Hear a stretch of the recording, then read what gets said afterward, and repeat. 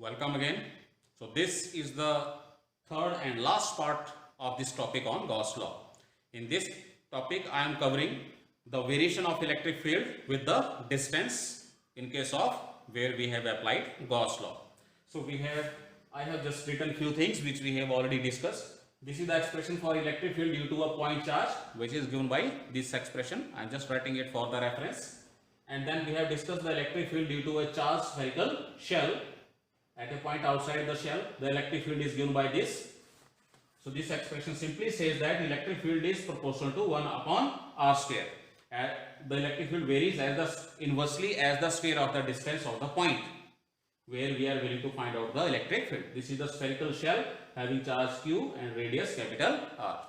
And then at point on the surface, electric field is given by q upon capital R square. And inside, electric field is 0. So over the surface at every point the electric field is constant. Similarly, in third case we have discussed the electric field due to a solid sphere of charge. So at the point outside the sphere, electric field, we have found the expression to be equal to this, and electric field from this expression comes out to be varying inversely as the square of the distance of that point outside the sphere, solid sphere. And at the surface, electric field remains constant, q upon capital R square, and at a point inside the sphere, here is the electric field. So according to this expression, all other things are constant. So electric field is proportional to simply R, the distance of that point. The electric field is proportional to R only till it becomes equal to R. After that, it varies as this, because after that the point just goes outside that sphere of charge. So in this case, I am drawing all these variation of the electric fields on the graph. So for very first case, whenever we talk about a point charge, the graph for the electric field, here it is. So this is 1 upon R square. So the electric field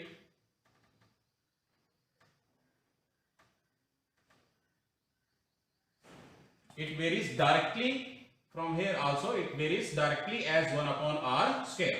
So we can simply draw the graph just as this. Sorry. Because there is direct variation, direct proportionality between E and 1 upon R square. I am not taking it as reciprocal of R square. I am taking it as one term. So it is one term, so electric field is varying. If this term increases, electric field also increases. And if the graph is about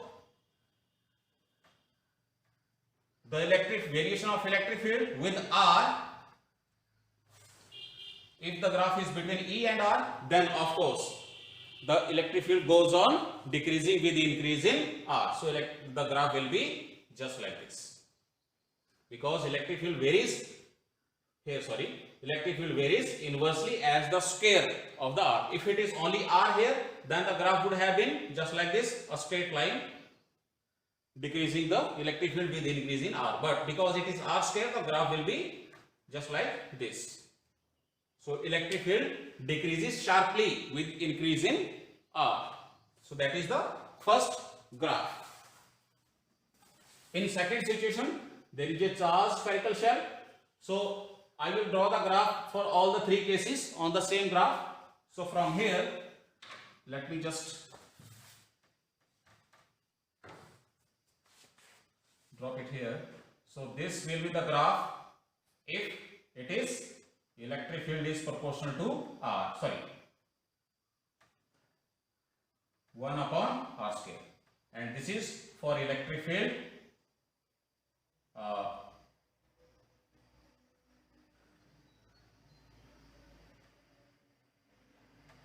as we have discussed. So this will be the graph for this spherical shell.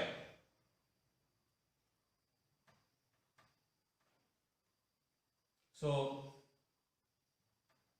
this is 1 upon R square here. So from this situation, electric field due to a charged spherical shell, in the first case, whenever it is outside the shell, the electric field is directly proportional to R square. Or if we draw the graph simply to be proportional to R, then from this conclusion, the variation of electric field with respect to R is decreasing. This is the point equal to capital R, the radius, right? So beyond this R, this is beyond this R means outside this R. So this is R, which is more than capital R. So the variation of electric field varies as the inversely as square of the distance. So as we go, so at this point the electric field is constant at the surface. At the surface where distance is equal to capital R, the radius of the spherical shell. At this point it is constant, fixed, or it has the maximum value. Beyond that it goes on decreasing according to this relation. And before that means inside this spherical shell the electric field is 0. So I can say that there is no electric field. So this is the graph, or simply I leave it just as this. So this is the electric field at R. So that's why I indicated just as this.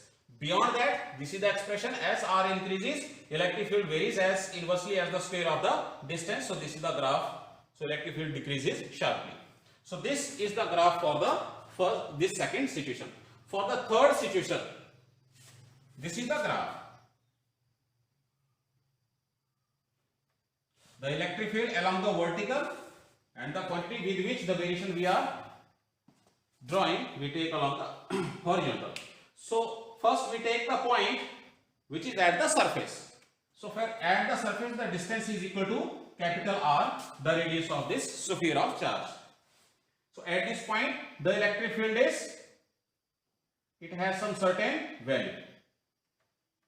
As we move away, means outside this sphere, so that distance becomes more than capital R.